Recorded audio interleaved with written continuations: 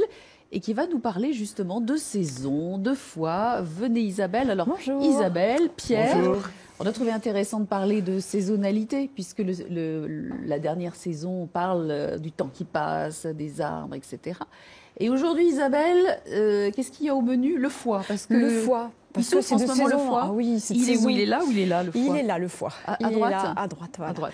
Et vraiment, donc bah oui, c'est un organe vraiment important parce que lui nous aide à nettoyer et à produire en fait des éléments importants pour le corps. Donc on va devoir en prendre soin. Et donc on voit là aussi dans la nature, il y a tout qui commence à repousser tout doucement, les bourgeons, les plantes sauvages. Et ça, c'est très fatigant. C'est fatigant, ça peut être fatigant pour l'organisme, mais surtout, on va essayer de nettoyer ce foie ou le soutenir par rapport à la saison. Si vous voulez, comme il y a eu beaucoup de repas lourds en hiver, Oh là, non, pas on du essaye. Non, pas du tout. Pas On a de mangé- lentilles, saucisses, marteaux. Non, non, non. Comme on a mangé plus de gras, on va vraiment aider Ouais. justement à aider à nettoyer en fait cet organisme. Alors, ce foie. qu'est-ce qui se passe quand le foie il fatigue?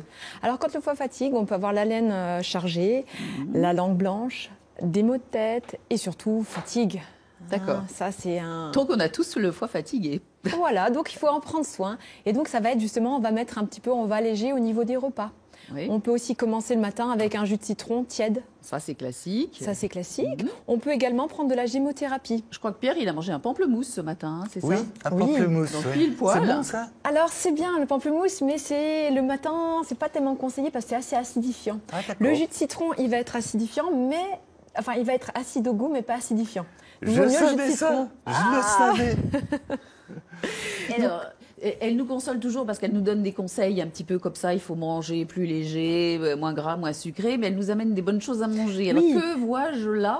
Alors, ça, c'est du radis noir. Alors, souvent, on n'a pas toujours l'habitude d'en manger. On dit, ouais, c'est un goût un peu fort, soufré. Ça pique. Mais alors, si on le mange avec du gomasio, du gomasio, c'est du sésame grillé avec du sel. Et en fait, donc, on va faire comme ça. On va faire comme une cuillère. On va utiliser notre radis noir et le gomasio dessus. Et ça se mange très, très facilement. Pierre, il n'y a pas vous ce voulez côté. tenter l'expérience bien sûr. comme ça? Ah oui. Il est 10h tout pile. Voilà. 10h tout pile et on tente le gomasio. Et pendant que vous dégustez votre radis noir au gomasio, vous allez nous parler de gémothérapie. Parce qu'on s'est dit, Pierre, que le spectacle, ça parle de saison d'arbres. Et je ne sais pas si vous connaissez, vous dégustez, c'est délicieux, hein, vous avez de la chance. La gémothérapie, qu'est-ce que c'est, Isabelle? Donc la gémothérapie, c'est des bourgeons qu'on va extraire des arbres ou de certaines plantes comme du romarin, du genévrier, des petits arbustes. Et on va mettre ces bourgeons dans de l'alcool, on va extraire donc une préparation et après on va tout simplement prendre quelques petites gouttes à mettre dans de l'eau. Mais pourquoi le bourgeon? Parce qu'il concentre les propriétés? Il concentre vraiment tout, donc en fait le bourgeon, c'est le début de nouveau de la vie. Et donc tout va être vraiment mis là-dedans. Et donc on va pas besoin d'utiliser de grandes quantités et ça va vraiment avoir une action sur le physique, mais aussi sur le côté émotionnel. Des D'accord. personnes qui peuvent être stressées aussi, ça peut être très bien d'utiliser des bourgeons. Alors vous en auriez un à conseiller à Pierre et à lui faire sentir parce que ça sent très bon, Pierre. Alors je sais là, pas si vous connaissez. c'est un mélange de 3 bourgeons. Donc je vais vous faire sentir. Donc ça, c'est vraiment à diluer dans de l'eau. Hein. Mais il On faut met- pas cul sec, non. Voilà. c'est- Il y a de l'alcool quand même dedans, donc on va mettre 9 à 15 gouttes dans de l'eau. Là, il y a du romarin, il y a du seigle et il y a du bouleau. Donc par exemple, le romarin a une action sur hépatoprotecteur. Le genévrier que j'ai amené là, lui, va plutôt aider dans la détox du foie. Je mets une goutte dans mon Oui, verre d'eau? on peut en mettre 9 9. gouttes. D'abord, il faut bien mélanger le petit flacon et Ah. après on met 9 gouttes. D'accord. Donc Vous je allez vais- tenter l'expérience Voilà, de la ouais, gémothérapie. Je trouve ça partout. On trouve ça, oui, en magasin bio ou dans des labos, par bon de commande. Alors, moi, j'en connais un et c'est étonnant, c'est celui de cassis, qui Oui. est un grand drainant. Et c'est étonnant parce qu'il embaume le cassis et pourtant, ça n'est que le bourgeon. que le bourgeon, oui. Que le bourgeon. Mais là, voilà, c'est la puissance, Pierre, des plantes, des arbres. Et ça, vous prescrivez ça à vos patients À mon patient, régulièrement? oui. Et ça marche bien. Ah oui, ça marche très bien. Et c'est vrai que c'est très agréable au niveau du goût. Ouais, c'est... Et c'est vraiment très puissant. On n'a pas besoin d'en mettre beaucoup. C'est vraiment très, très, très puissant. Alors, on va poursuivre exactement dans la même veine. Je vous l'offre. Hein. Voilà, c'est Oh, pour vous, c'est Pierre. pour vous. Pour vous occuper de votre foie. Ah, Et pendant que merci, Pierre déguste sa gémothérapie et son radis noir, on va découvrir un reportage sur la sylvothérapie.